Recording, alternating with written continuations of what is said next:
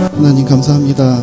오늘도 우리에게 주님을 바라볼 수 있게 하시고 예배할 수 있는 귀한 자리를 허락해 주셔서 감사합니다. 오늘도 주님 만나게 하시고 주의 음성 듣는 귀한 시간 되어지도록 은혜를 베풀어 주시옵소서. 감사드리며 예수님의 이름으로 기도합니다. 아멘. 성경 말씀 함께 읽겠습니다. 이사야서 11장 1절에서 9절 말씀입니다. 이사야서 11장 1절에서 9절 말씀입니다. 잘 들리시나요? 네. 괜찮습니까? 네. 약간, 저는 울리는 것 같아서. 네. 이사야서 11장 1절에서 9절 말씀입니다. 자, 우리 한 절씩 교독하도록 하겠습니다.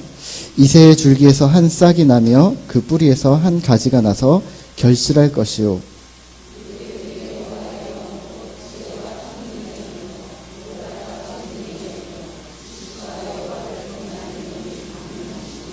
그가 여호와를 경외함으로 즐거움을 삼을 것이며 그의 눈에 보이는 대로 심판하지 아니하며 그의 귀에 들리는 대로 판단하지 아니하며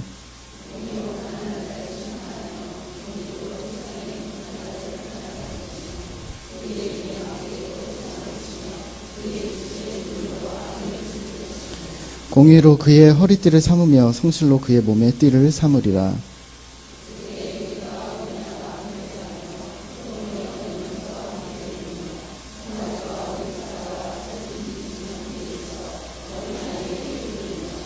암소와 곰이 함께 먹으며 그것들의 새끼가 함께 엎드리며 사자가 소처럼 풀을 먹을 것이며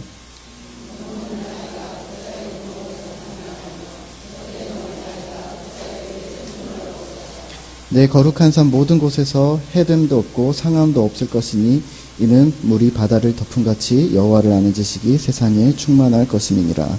아멘. 우리 함께 인사하도록 하겠습니다. 수요예배 나오신 성도님들을 환영하고 축복합니다.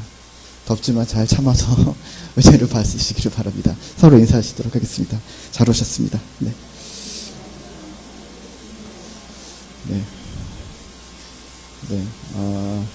이렇게 더울 줄 모르고 길게 준비했습니다. 어쩌죠? 네. 좀 더우시면 밖에 잠깐 나갔다 오시고, 네. 저도 잘 버텨서 말씀을 전하도록 하겠습니다. 자,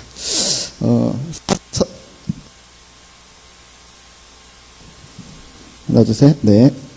사자성어에 육참골단이라는 단어가 있습니다. 혹시 무슨 뜻인지 아십니까? 네.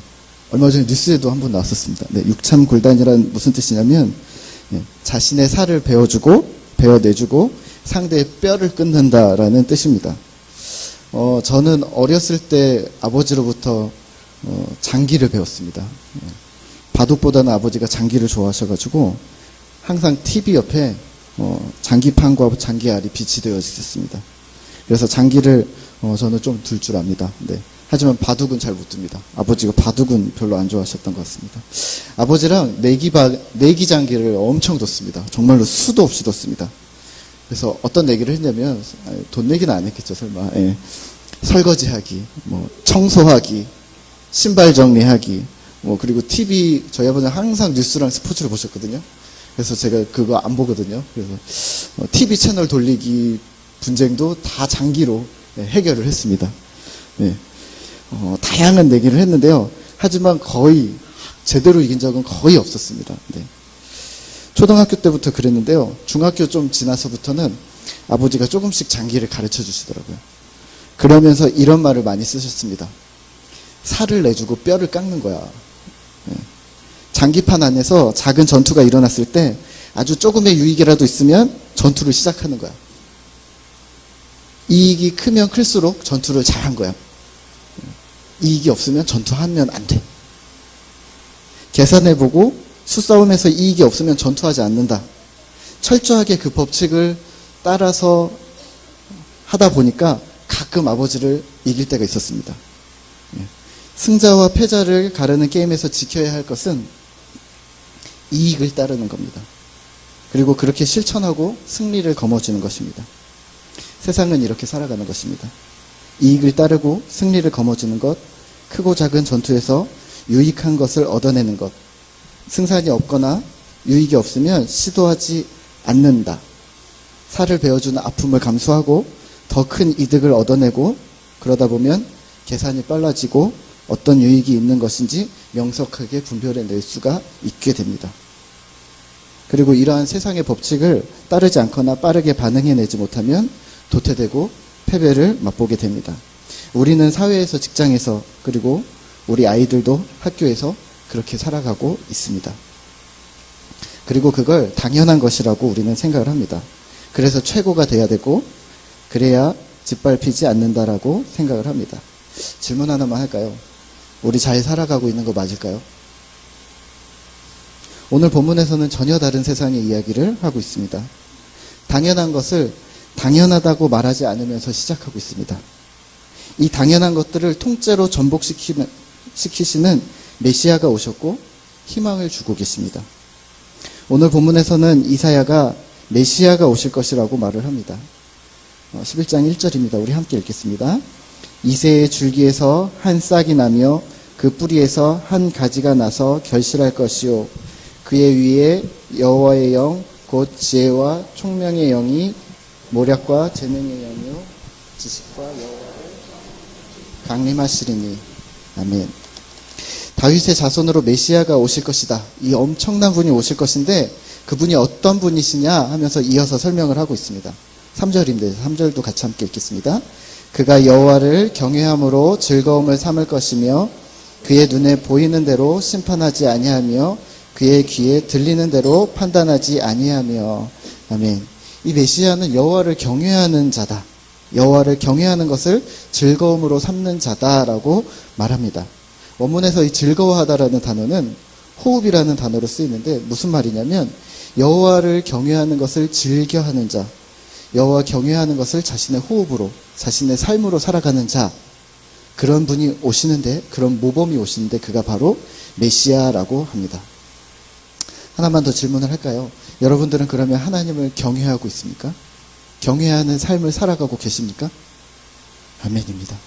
그러면 여호와를 경외하는 것이란 무엇일까요? 이어서 우리가 3절, 4절, 5절 한번 다시 한번 읽어볼까요? 함께 읽겠습니다. 그가 여호와를 경외함으로 즐거움을 삼을 것이며 그의 눈에 보이는 대로 심판하지 아니하며 그의 귀에 들리는 대로 판단하지 아니하며 공의로 가난한 자를 심판하며 정직으로 세상의 겸손한 자를 판단할 것이며 그의 입의 막대기로 세상을 치며 그의 입술의 기운으로 악인을 죽일 것이며 공의로 그의 허리띠를 삼으며 성실로 그의 몸의 띠를 삼으리라. 아멘. 여기서 강조하고 있는 것은 공의입니다. 여호와를 경외하는 곳에, 그러한 자가 있는 곳에 하나님의 공의가 이루어질 것이라는 이야기를 하고 있습니다. 이 당시의 재판관들은 뇌물을 받고 무죄한 자를 죄인으로, 또 죄인을 무죄한 자로 둔갑시켰고 고아와 과부의 적은 재산을 착취했습니다. 억울한 자들의 소송을 기각해버리는 등 자기 탐욕의 수단으로 권력과 상황과 힘을 이용했습니다. 양육강식의 세계죠. 4절에 나오는 가난한 자, 겸손한 자는 육체적으로 물질적으로 약한 자를 말합니다. 장애인이 될 수도 있고요. 힘이 없는 사회적 약자들, 노인, 여성, 어린이가 될 수도 있습니다. 힘이 없고 무력한 고통받는 자들을 말합니다. 더불어서 가난과 고통에 뒤따르는 것이 있습니다. 무엇이냐면 무시와 소외입니다. 가난해? 그러면 존중하지 않습니다. 고통 중에 있어? 잠깐 위로는 할 수 있겠지만요, 좀 더 멀리 지내기 시작합니다. 지금 내 주변에 가난한 자들이 있으십니까? 고통 중에 있는 자들과 가까이에 있으십니까? 그렇다면 여러분들은 예수님을 닮아가고 있을 것입니다. 어제 이런 뉴스를 봤습니다. 요즘에 청년들은 세 가지를 포기하고 있어서 삼포세대라고 부른다고 합니다. 세 가지를 포기했답니다. 뭘 포기했을까요? 취업을 포기했답니다. 일, 직장을 하도, 취업을 포기했답니다. 두 번째는 결혼을 포기했습니다. 세 번째는요, 출산을 포기했습니다. 네. 직장 구하기가 너무나도 어렵다는 거죠. 그리고 정말 어렵게 취직을 했는데 대학교 다니는 동안 학자금 대출이나 이런 것들로 이미 신용이 바닥인 상태입니다. 그래서 이 빚 갚는데 또 몇 년을 허비를 해야 됩니다. 그럼 우리가 지금까지 생각하기로는 상식적으로는 취업하고 몇 년 후에면 결혼자금을 모아서 결혼을 해야 되는데 결혼자금을 모을 그 돈을 빚 갚는데 다 사용을 한 겁니다. 그래서 결혼 못하고 육아 비용 부담 때문에 또 출산도 망설인다는 거죠. 여기에서 더 늘어서 5가지를 포기한 5포세대로 요즘은 또 부른다고 합니다. 뭘 더 포기했을까요? 주택 마련을 포기했답니다. 네. 또 하나는 또 뭘 포기했을까요? 인간관계를 포기했답니다. 돈 버느라 사람 만날 시간이 없는 겁니다.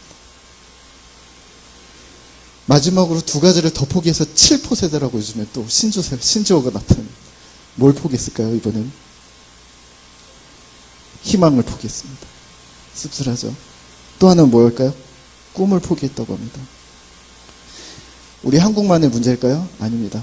미국도 똑같은데 단어만 다르게 부릅니다. 밀레니얼 세대라고 부른답니다. 일본도 똑같답니다. 사토리 세대라고 부른답니다.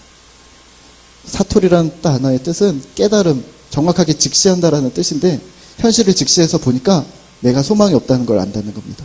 그래서 청년들이 포기하기 시작한다는 겁니다. 전 세계가 마찬가지입니다. 한국 갤럽 조사에서 몇 달 전에 이런 결과를 내놓았습니다. 유엔이 정한 세계 행복의 날을 맞아서 긍정 경험 지수를 조사했더니 143개 국가 중에서 한국이 118위를 했다고 합니다. 거의 꼴찌를 차지했습니다. 못 사는 나라들은요 다 위에 있습니다. 무엇을 물어보았는가 보았더니 한번 제가 여쭤볼 테니까 한번 해당하시는 분들 한번 살짝 손을 한번 들어보십시오. 4가지인가 그런데요. 어제 편히 쉬었는가? 어제 편히 쉬셨습니까? 네. 그래요, 권사님. 어제 하루 존중을 받았는가? 존중을 받았는가? 무시당하지 않고 내가 존중받았는가? 무시당하지 않는 것만으로도 만족하시죠? 존중받았는가? 누구에게? 어제 하루 많이 미소 짓고 많이 웃었는가? 많이 웃으셨습니까? 저도 별로. 어제 재미난 일을 하거나 재미난 것을 배웠는가? 무언가를 하셨습니까? 여러분들은 어떻게 속으로 대답을 하셨습니까? 이 결과가 행복지수를 나타낸답니다. 행복지수가 높은 나라는 자살률도 낮다고 합니다. 한국은 OECD 국가 중에서 자살률 1위 국가가 된 지 이미 10년이 넘었다고 합니다. 그 중에 10대, 20대 청년들, 청소년들, 그리고 또 어르신들, 노인의 자살률이 특히나 많다고 합니다. 한번 생각해 보시죠. 왜 그럴까요? 세상에는 소망이 없습니다. 우린 그렇게 얘기합니다. 네, 맞습니다. 누구에게 소망이 없습니까? 모두에게 소망이 없습니다. 하지만 최일선에 누가 있냐면 가난하고 약한 자들입니다. 우리와 세상은 이렇게 얘기합니다. 가난하면, 어리면, 약하면 당연히 니들이 포기를 해야지. 있는 자들, 부한 자들을 존중해 주어야 하지 않겠느냐. 결국은 청년들이 인생을 시작하는 시점에서 취업과 결혼과 출산을 포기합니다. 그들의 끝은 꿈과 희망도 포기합니다. 꿈과 희망을 잃은 청년들뿐만 아니라 어르신들도 인생을 포기합니다. 경제적 위기와 감정적 위기에 몰린 장년들도 꿈과 희망을 포함한 수없이 많은 것들을 잃습니다. 이 세상에는 소망이 없습니다. 특히나 약자들에게는 소망과 희망을 주지 않는 곳이 바로 이 세상입니다. 그래서 우리 모두가 약자가 되려 하지 않고 강한 자가 되려 하고 고군분투하다가 어찌 하다 보니까 약자로 내몰린 상황에서 희망을 찾지 못합니다. 이런 세상을 우리의 자녀들과 우리가 살아가고 있습니다. 세상은 이게 당연하다고 말합니다. 이게 당연한 걸까요? 근데 세상은 계산합니다. 세상에서는 손실을 따져보고 행동하면 잘한 거라고 이야기합니다. 뉴스를 봤는데요. 80대 혼자 사시는 노인이 암에 걸리셨습니다. 어르신이. 혼자 사는데 암에 걸린 겁니다. 어려운 경제적인 생활을 하다가 스스로 목숨을 끊는 안타까운 사건이 일어났습니다. 어떤 사람들은 이렇게 얘기합니다. 계산해보니까 맞거든요. 돈도 없지. 혼자 살지. 암에 걸렸지. 이 땅에서 고생을 하느니 차라리 잘하셨다. 이게 말이나 되는 말입니까? 지난 1월에 장애가 있는 언니를 홀로 돌보던 동생이, 그러니까 자매인데 언니가 장애인이고 동생은 이제 일반인입니다. 근데 이제 이 일반 동생이 언니를 데리고 살았던 거죠. 이 동생이 스스로 목숨을 끊으면서 이런 말을 남겼답니다. 장애가 있는 언니는 31살이었고 장애가 없는 이 여동생은 28살이었습니다. 이런 쪽지를 남겼답니다. 할 만큼 했는데 지쳤습니다. 내가 죽더라도 언니는 좋은 시설보호소에 보내주세요. 장기는 다 기증하고 빌라 보증금 500만 원도 사회에 환원하겠습니다. 왜 자살했느냐? 월세가 36만 원인데 2달 밀렸답니다. 불쌍하고 어찌 보면 바보스럽게 착합니다. 약자입니다. 우리는 이렇게 반응합니다. 아, 그렇구나. 안타깝네. 고생하느니 차라리 잘된 걸 수도 있네. 아니, 그게 무슨 말입니까? 이렇게 생각하고 이렇게 말하는 자들은 그리스도인 아닙니다. 약자들에게, 없는 자들, 가난하고 고통당하는 자들에게 소망이 없다, 희망이 없는 것이 당연하다, 그렇게 생각하십니까? 하나님도 그렇게 얘기하실까요? 소망이 없어. 넌 가난하니까, 너는 약하니까, 너는 희망이 없어. 너는 나중이야. 맨 마지막에 줄 서 있다가 나중에 떨어지는 거는 먹어. 하나님 그렇게 하실까요? 그건 하나님 생각이 아닙니다. 성경에서도 그렇게 얘기하고 있지 않습니다. 오늘 성경에서 하나님 나라를 말합니다. 신세계입니다. 그 하나님 나라가 우리에게 있을 것이라고 이야기합니다. 우리 6절, 7절, 8절을 함께 같이 한번 읽어볼까요? 함께 읽겠습니다. 그때에 이리가 어린 양과 함께 살며 표범이 어린 염소와 함께 누우며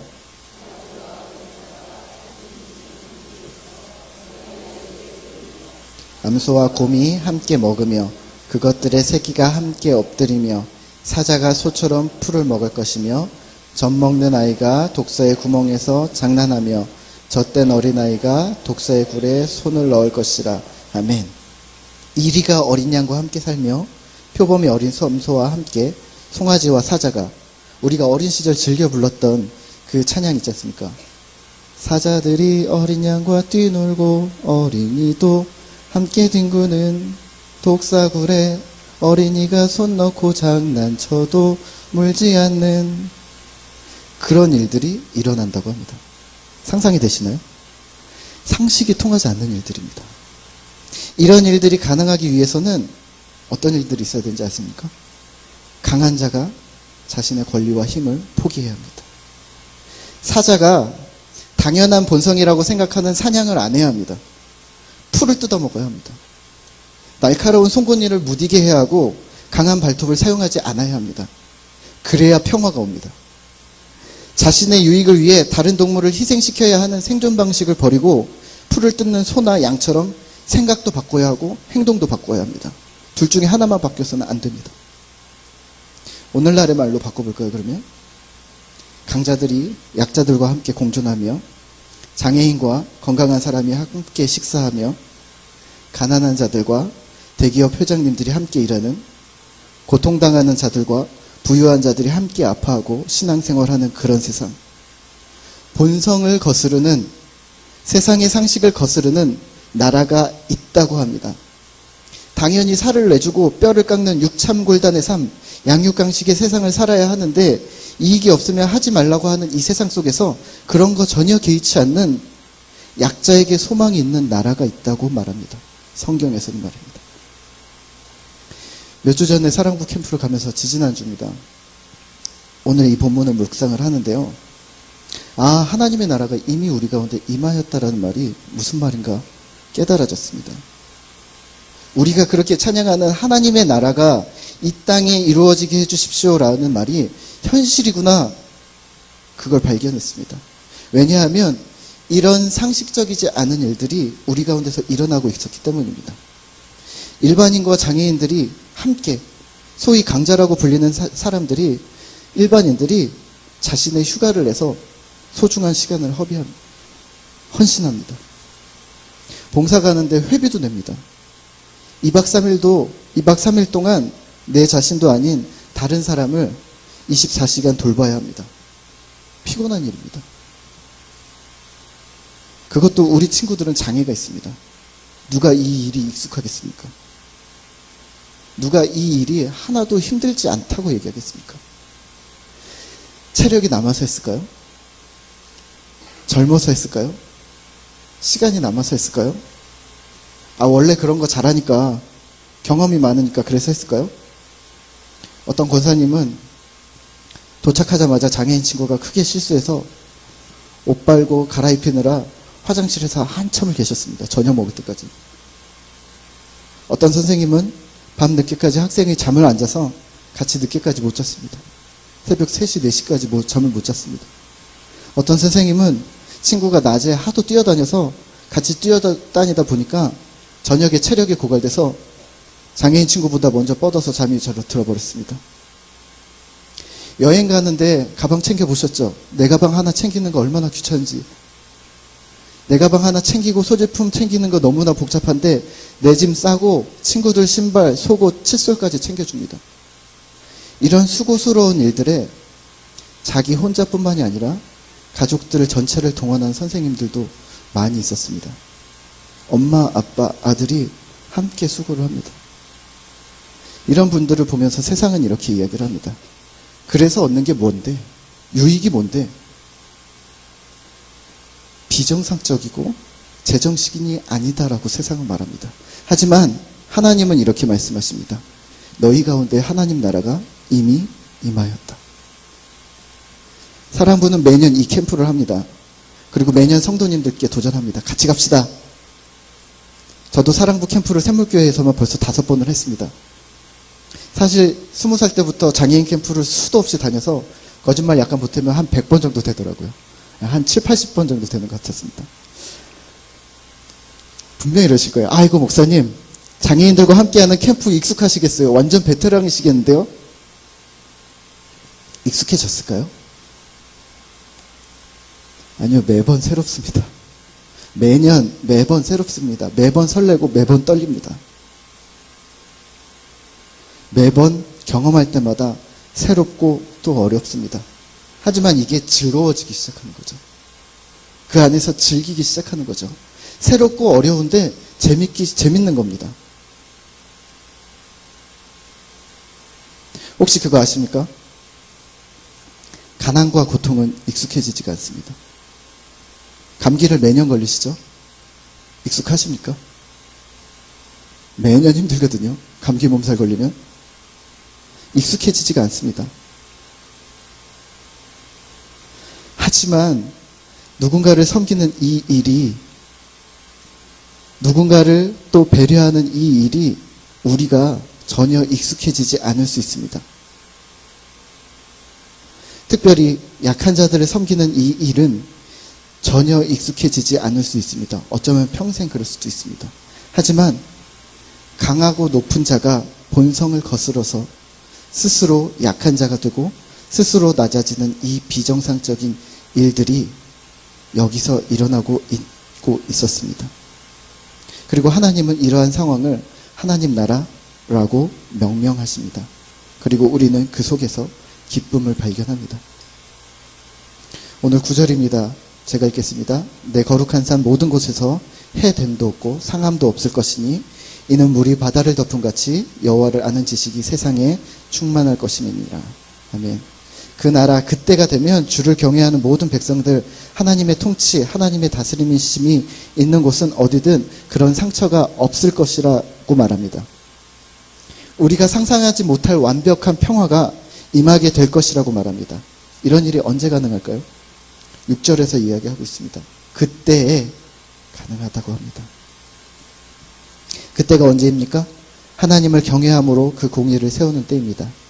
하나님을 경외함으로, 여호와를 경외함으로 공의를 세우고 성실히 그 일들을 감당해낼 때입니다. 그렇게 되면 여호와를 아는 지식이 세상에 충만하게 될 것이라고 말합니다. 오늘 말씀 앞에서 우리가 필요한 것은 2가지입니다. 첫 번째, 하나님의 공의입니다. 하나님의 공의 없이 하나님을 경외한다라고 말할 수 없습니다. 반드시 불의에서 떠날 것을 하나님께서는 우리에게 명령하십니다. 디모데후서 2장 19절에서 이렇게 얘기합니다.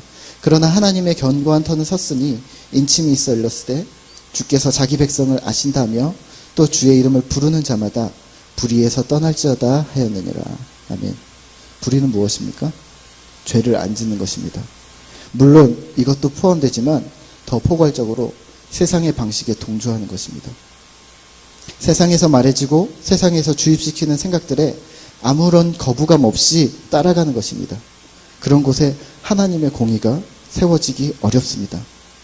강하고 높은 사람이 존중받아야 하는데 약하고 가난한 사람들이 무시되거나 소홀히 대해도 된다고 그렇게 생각하는 사고방식 안에 하나님의 공의가 세워질 수 있을까요? 불의한 세상의 사고방식 앞에서 아무것도 말하지 못하고 있는 그것이 바로 불의입니다. 언젠가부터 교회는 세상에서 배척받고 있습니다. 예수를 구주로 믿는 신앙 때문에 배척받는 것이 아니라 교회와 성도, 예수 믿는 자들의 스스로의 죄와 교회가, 성도가 제대로 된 역할을 감당하지 못함으로써 배척당하고 있습니다. 배척뿐만이 아니라 기독교가 심지어는 경멸당하고 있습니다. 하지만 우리는 착각하고 있습니다. 이런 배척과 경멸이 예수 믿는 환난이다 라고 말합니다. 아닙니다. 예수 믿어서 욕먹는 것이 아니라 초대교회 성도들처럼 예수님 믿는 것 때문에 우리가 이유 없이 욕먹는 것이 아니라 제대로 못하고 있어서 욕먹고 있는 겁니다. 교회와 세상이 같아졌기 때문입니다. 세상에 희망이 없으면 믿음에서, 교회에서 희망을 찾을 수 있어야 하는데 똑같이 믿음에서도 교회에서도 희망이 없습니다. 세상에 희망이 없어서 지치고 상한 마음으로 교회에 왔는데 교회도 똑같이 반응하는 겁니다. 그래, 너는 희망이 없어. 안 돼. 교회가 더 이상 교회가 아닌 겁니다. 소망을 향한 믿음이 아니라 그냥 믿어왔으니까 덮어놓고 믿는 맹신으로 전락했기 때문입니다. 세상은 그것을 욕하는 것입니다. 두 번째는 성실입니다. 여기서 성실이란 어떤 상황에서도 결코 흔들리지 않는 견고함을 말합니다. 하나님의 공의를 이루어야 하는데 그 공의를 단기간에 이루어내는 것이 아니라 꿋꿋함으로 어떠한 상황에서도 흔들리지 않는 견고함으로 이루어내는 것이 필요합니다. 흔들리지 않고 목표를 향해서 나아가는 것을 우리는 성실이라고 이야기합니다. 우리가 찬양할 때 이렇게 찬양하죠. 신실하신 하나님, 성실하신 하나님.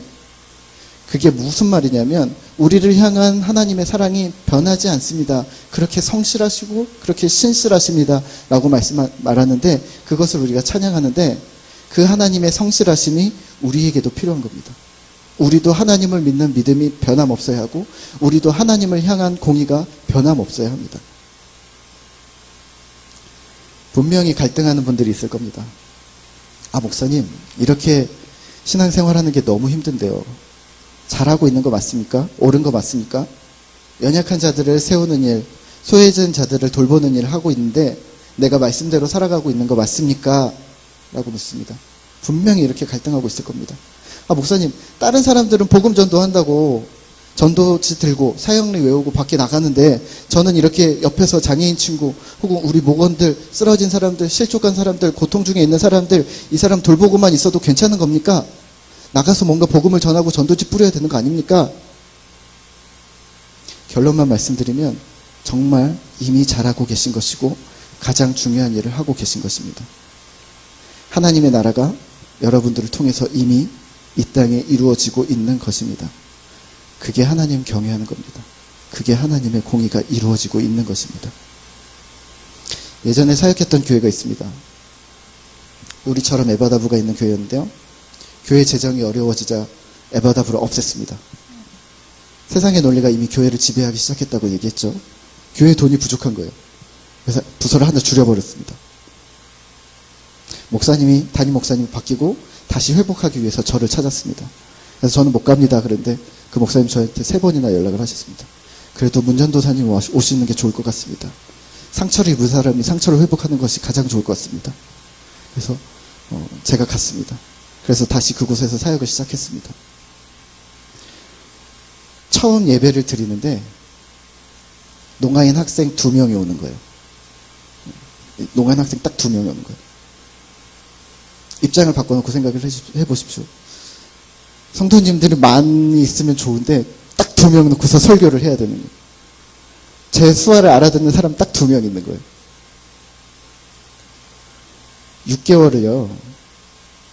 6개월을 2명을 놓고 가끔 1명이 빠지면 1명만 오고 가끔은 1명을 놓고 이거를 오늘 예배드리지 말고 그냥 이야기하고 이렇게 성경 공부를 할까? 이런 유혹이 엄청나게 들었지만 6개월을 그냥 놓고서 설교를 했습니다. 6개월 동안 어떤 마음이었을까요? 내가 왜 왔지? 여기를 왜 왔을까? 후회도 하고 하나님께 묻기도 했습니다. 하나님, 나 잘하고 있는 거 맞습니까? 에바다보 회복시킨다고 그렇게 다시 왔는데 이거 사역 잘하고 있는 거 맞습니까? 하나님 오늘 2명 왔습니다. 하나님 오늘 1명 왔습니다. 그래도 예배 드려야 되는 거겠죠? 괴로웠습니다. 오늘 같은 질문을 하고 계실 거잖아요. 이 같은 질문을 하고 있는 여러분과 저에게 하나님께서는 이렇게 말씀하십니다. 고린도전서 15장 58절입니다. 우리 함께 읽겠습니다. 그러므로 내 사랑하는 형제들아 견고하며 흔들리지 말며 항상 주의 일에 더욱 힘쓰는 자들이 되라.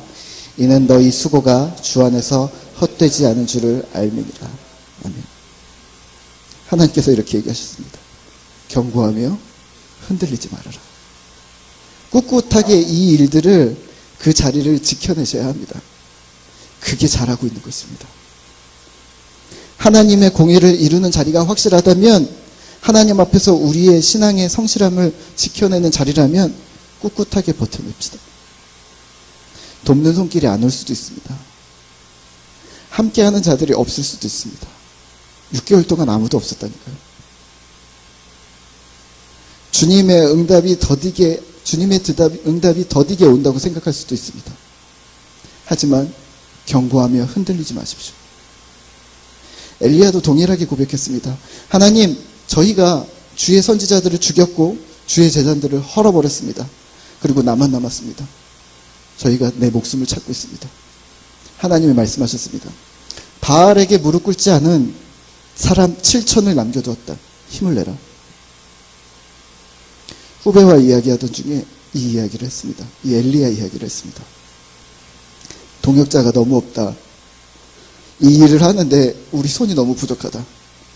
우리밖에 없는 것 같다. 세상의 흐름, 큰 교회를 찾아가고 강한 자가 되려 하고 많은 사람들을 배려하고 상대적으로 소외받고 가난한 자들, 약한 자들을 돕는 일들을 하는데 우리만 남은 것 같다.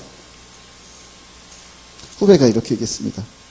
형님, 바알에게 무릎 꿇지 않은 7,000명을 하나님께서 남겨두셨을 겁니다. 제가 말했습니다. 그래, 7,000명이 있을 것이다. 하지만 엘리야는 7,000명을 못 만났다. 7,000명이 있다는 건 알지만 그 7,000명이 있다는 것을 어디서 자신과 동일한 마음으로 그 사역을 감당하고 있는 7,000명이 있다는 것을 믿음으로 견뎌내면서 귀한 사역을 감당해냈다. 우리도 마찬가지다. 우리도 그 동역자들을 못 만날 수 있다. 분명히 어딘가에 있을 것이다. 하지만 우리가 이 말씀 신뢰하면서 꿋꿋이 감당하자. 험난한 세상 속에서 이윤과 유익을 따지는 세파 속에서 하나님의 나라를 가져오는 공의를 성실히 행하는 샘물 성도님 여러분, 움직이시기 바랍니다. 그리고 그렇게 행하는 것, 이미 그렇게 행하고 있는 것 잘하고 계신 것입니다. 꿋꿋이 주님 보면서 그 자리를 지켜내시기를 바랍니다. 혹여 아무도 그 자리를 안 지키고 아무도 돌아보지 않는 자리를 할지라도 주님께서 기억하고 계실 것입니다. 그러므로 내 사랑하는 형제들아, 견고하며 흔들리지 말며 항상 주의 일에 더욱 힘쓰는 자들이 되라. 이는 너희 수고가 주 안에서 헛되지 않은 줄을 알미니라. 우리 함께 주님 다시 오실 때까지 찬양하면서 기도할 텐데요.